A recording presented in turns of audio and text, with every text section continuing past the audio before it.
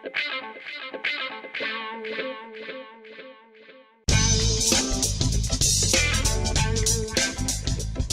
here we have the advanced pin bar reversal strategy, and as usual we will talk about the selection, timing, management, followed by a few practicals to really see if you can apply what we've learnt.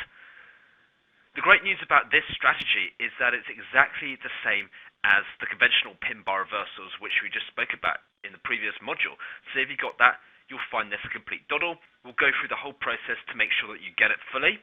The only difference being though, this one, the advanced version, is that we alter our entry slightly in order to double our reward to risk profile. So again, our selection of it is on the daily chart. We look for a pin bar, whether it's a bullish pin bar reversal or a bearish pin bar reversal. We look to identify either one or the other. The bullish pin bar is qualified by having the open and close in the top half or top third of the bar, whilst the bearish pin bar reversal conversely is qualified by having the open and close in the bottom half or third of the bar with a long tail. And similarly to the conventional pin bar reversal strategy, we want our pin bars on the daily to be supported by a reversal on the hourly time frame. So for example, if we've got a bullish pin bar reversal, we would like to see the emergence of like a double bottom or an inverse head and shoulders on the hourly. And if it's a bearish pin bar reversal, we would like to see a double top or a head and shoulders formation on the hourly, in order to reflect to us that we've got time frame correlation and that the shorter term bars and sellers are essentially singing from the same hymn sheet as the longer term bars and sellers. And this is a really, really efficient way of doing it. And like with the conventional pin bar reversal strategy, we want the same number of confirmations. Suffice it to say, if we're trading in the trending market, not only do we want the activated bar, a pin bar reversal, we want a reversal on a smaller time frame, and at least two technical confirmations, which we'll see in the next page. If we've got a pin bar off a hard or a soft level, the pin bar is of course essential, as is the reversal on a smaller time frame, but the additional technical confirmations aren't essential. However, they are a bonus. And like we've said before, if you wanted to implement your own rule that you won't trade it unless you've got two additional confirmations, then that's absolutely fine. Less is more in trading, and the more filters you have on any strategy, the better. So if we do have a trend-based trading opportunity, we want two technical reasons in order to validate the trade. It could be a trend line bounce, it could be a rejection of the weekly or the monthly pivot, or an R1 or R2 or S2 bounce. It could be a rejection of an exponential moving average or moving average, i.e. the 20 for example. It could be reversing off a big round number or psychological number. Typically these are double or triple zero or parity. Is it rejecting a hard level of support or resistance, i.e. a level which has not been broken for over a year? It might be rejecting a soft level of support or resistance, i.e. a level which has both been rejected and broken within the past year and beyond. We might have divergence supporting it on the RSI, setting 14. Suffices to say we might have price action making higher highs and higher lows, but you might have RSI, the RSI line making lower highs and lower lows. We could have a Fibonacci level. As we say in trading markets, we want two supporting reasons in addition to our activator bar, but we could find more. The more the merrier, suffices to say. Things get a little bit different when it comes to setting up the trade and managing it. Instead of just one trade we want to place an OCO order, which is essentially one trade containing two entries and two stops. The great thing about this one is that if one entry is triggered, the other entry is automatically cancelled, so that you're not in two trades and risking double which you wanted to for the trade. OCO essentially stands for one cancels the other. And what we can do is go for an aggressive entry and a conservative entry. In this case, as we'll demonstrate in a minute, we have entry 1 and entry 2. Entry 1 is placed halfway up the bar with the stop loss above the high or below the low of the pin bar. There's essentially half the number of pips than would typically be the case if we're trading it the conventional way. Entry 2, however, is placed the conventional way, like we're trading pin bar reversals.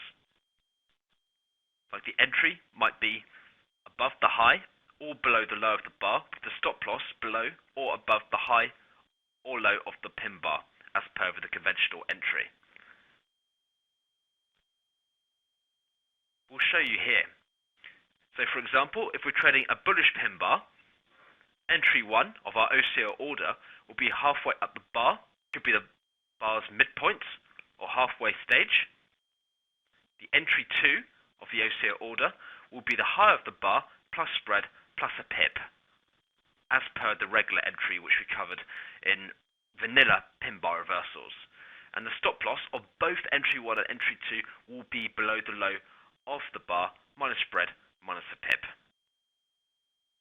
Conversely, in bearish pin bar reversals, we have entry 1 halfway at the bar or at the bar's midpoint, with entry 2 of the OCO order at the low of the bar minus spread minus 1 pip.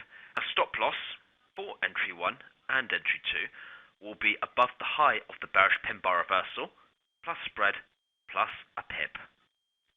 So you can see we've got the choice of two options here, and if price action essentially triggers into entry 1 the next day, then that's going to be very good, because instead of, say, 100 pips difference between our entry and our stop loss, like you would the conventional way, if we had entry 2 triggered, the break of the low with our stop loss above the high, we've got 50.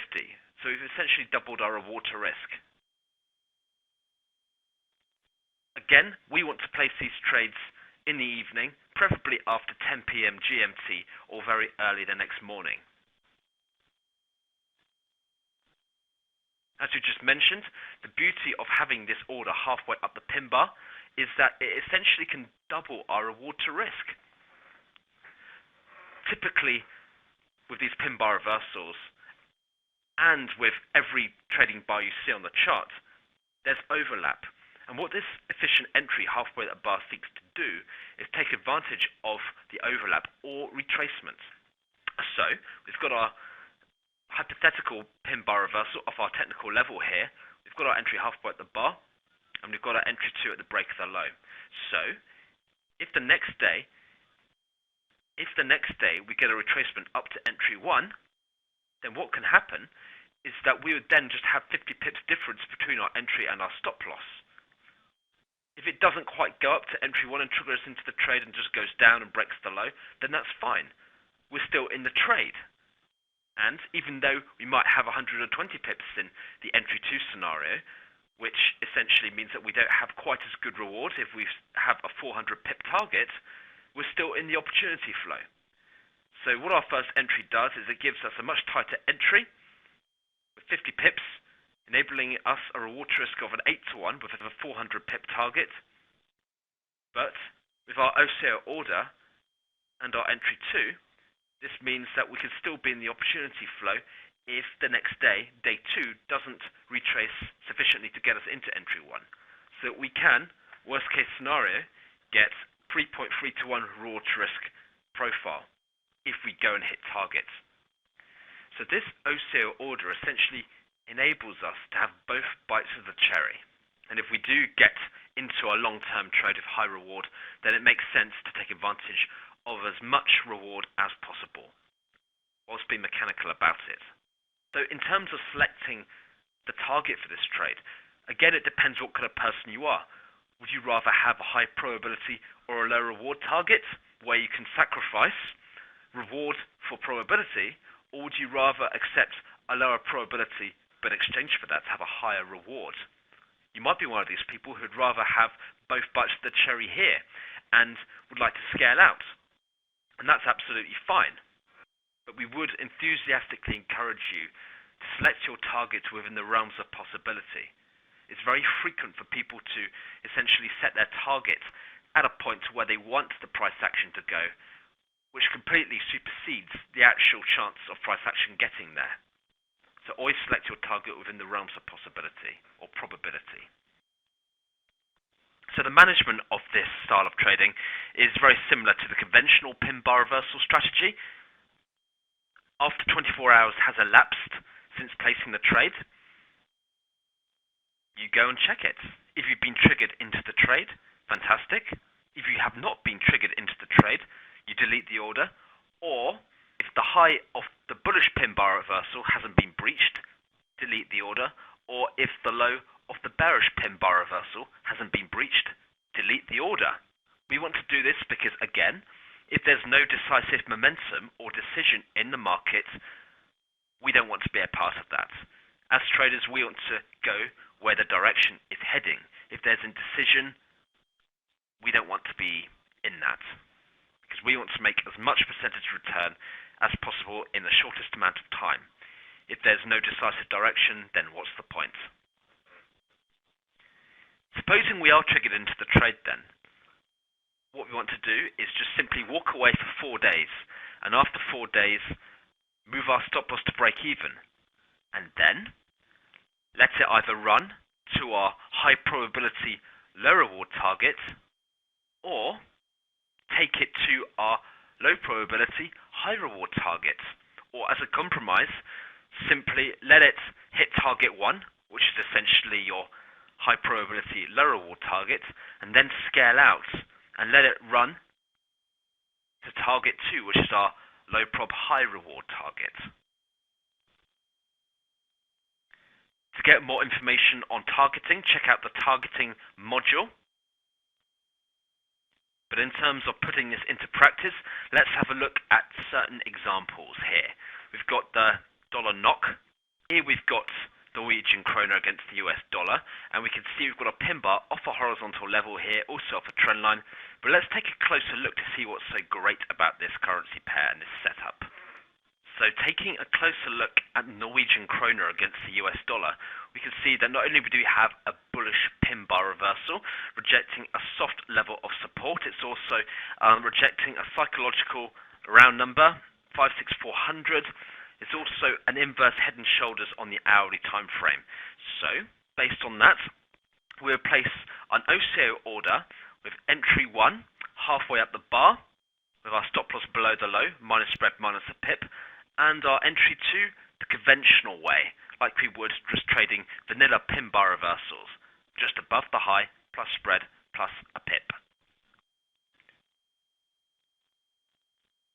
So, between entry 1 and stop loss 1, we've got 1,870 pips, whereas between entry 2 and stop loss 2, we've got 3,601 pips, and given that our target is, in total, 11,212 pips, we would prefer to be triggered into entry 1, given that we've got a much tighter difference between our entry and our stop loss, and could get a subsequently double reward to risk. Like here, if we do the maths, we can see that if we get triggered into entry 1 first, and thus entry 2 is automatically deleted by our broker, we have a 5.9 to 1 reward to risk, whereas if it just takes out the break of the high and doesn't look back, and we're triggered into entry 2, and entry 1 is thus automatically deleted by our broker, we have a reward to risk of a 3 to 1. Both reward to risk profiles are good. Let's see what happened. You can see that it did not look back and it went completely in our favor. Entry 1 was triggered. We moved our stop loss to break even after day 4, and we made a percentage gain of 5.9, risking only 1%. Let's have a look at dollar Swiss. See that we've got multiple Fibonacci levels overlapping with this pin bar reversal. So it's known as the Fibonacci cluster. With this bearish pin bar reversal, it's rejecting the 0.382 Fibonacci retracement, also the 0.618, in addition to using this trend line support as now trend line resistance. Cyclicity is in sync, it's making lower highs and lower lows. It's rejecting a round number as well, so we can see we've got quite a bit in support of this trade, quite frankly. And notwithstanding the fact that we've got a head and shoulders on the hourly time frame. So all the stars in the universe seem to be lining up for this one.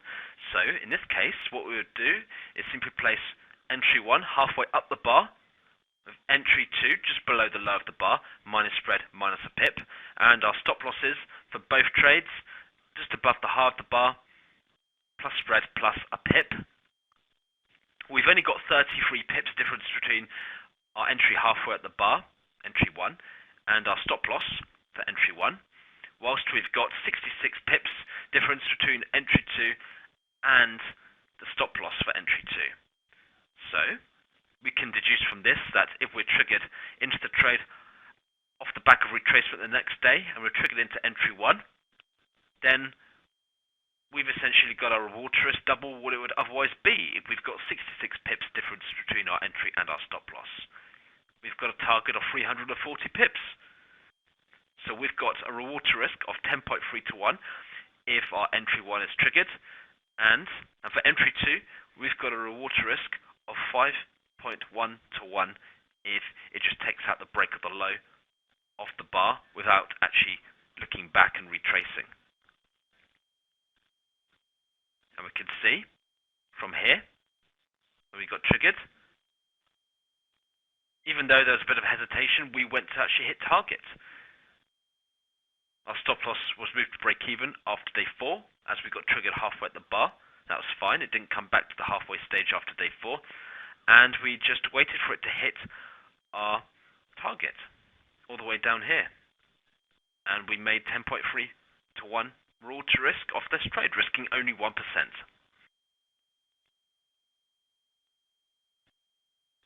So the great thing about using this multiple entry off the back of an OCO order is that it doubles our reward to risk. Even if we're not triggered into our more aggressive entry 1, we've got our order 2 standing by if it goes our way and does not look back. So we're in the opportunity flow anyway. And this is what's so great about this trade. We can double our reward to risk and keep in the opportunity flow. So it makes abundant sense to place an OCO order providing the setup conforms to the rules every time.